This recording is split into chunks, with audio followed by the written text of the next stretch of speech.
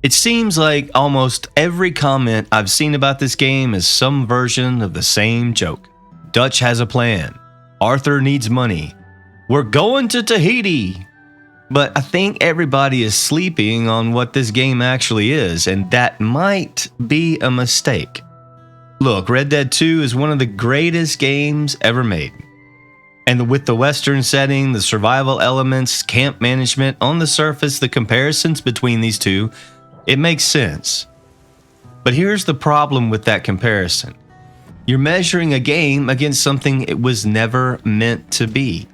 And when you do that, well, you miss what actually is interesting about it. The developers themselves described it as what would happen if you combined Ark with the mood of Red Dead Redemption. Think about that for a second. This isn't a story game. This is closer to the Oregon Trail, but with a serious upgrade. Or maybe Medieval Dynasty moved to the out west.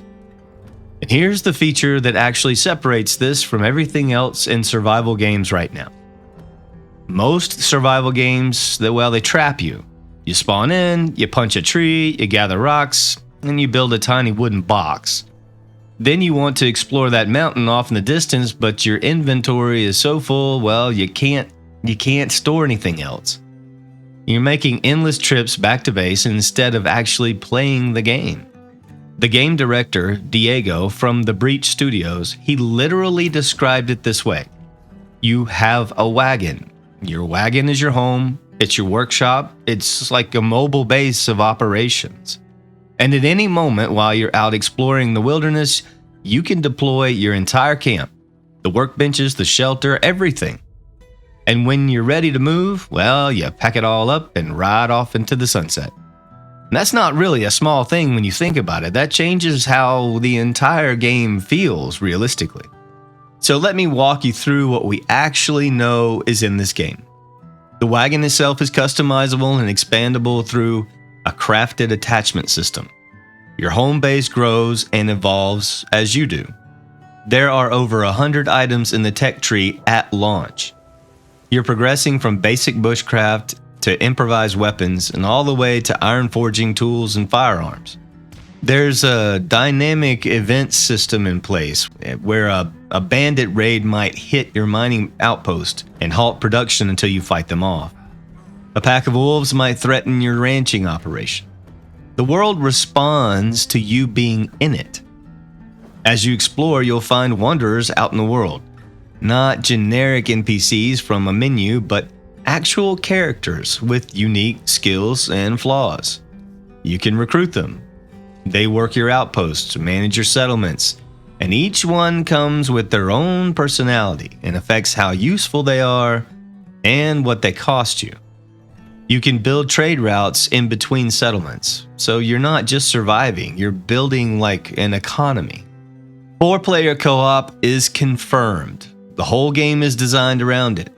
One person handles combat and defense, another focuses on crafting and building, a third manages the economic network. Is designed for specialization.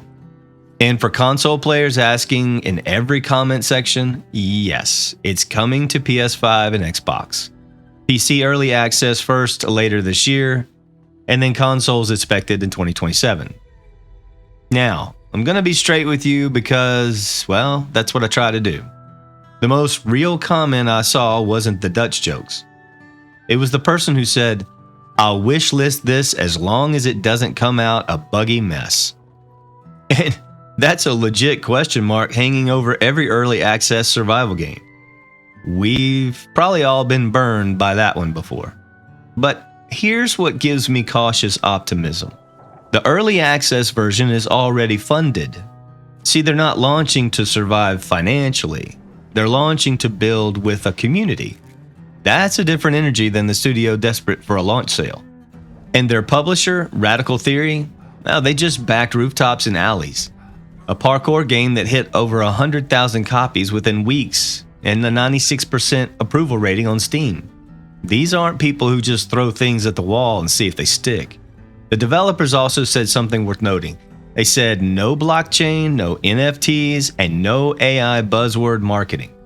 In 2026, that actually means a lot, don't it? They just want to make a good survival game that respects our time. The comment sections are already doing the developer's job for them. People want bank robberies, train heists, outlaw mechanics, horse breeding, fishing systems, and to expand the multiplayer beyond just 4 players. And they even want a guitar by the campfire. The developers already confirmed outlaw mechanics aren't planned at this stage, but here's the thing. This is exactly the kind of community-driven early access game where those conversations actually matter. The Kickstarter isn't about funding. It's about finding passionate players who want to shape what the game becomes. Here's what I actually think is happening. People see a Western survival game and they immediately reach for the biggest Western game they know. That's just human nature. But Westlanders isn't trying to be Red Dead 2. It never was. It's trying to fill a space that doesn't exist yet. Not really. A survival builder that respects your time, moves with you instead of anchoring you, and lets you build something that actually feels like yours. Now, will it deliver? Well, that depends entirely on execution. But the foundation looks more solid than most. I see potential here. I mean, cautious potential, but it's real potential. So, what do you think? Have you wishlisted this one already? Drop it in the comments. I genuinely want to know what you're hoping to see from this game. Well, thanks for listening. I guess we'll see how Westlanders does. I'll catch you on the next one.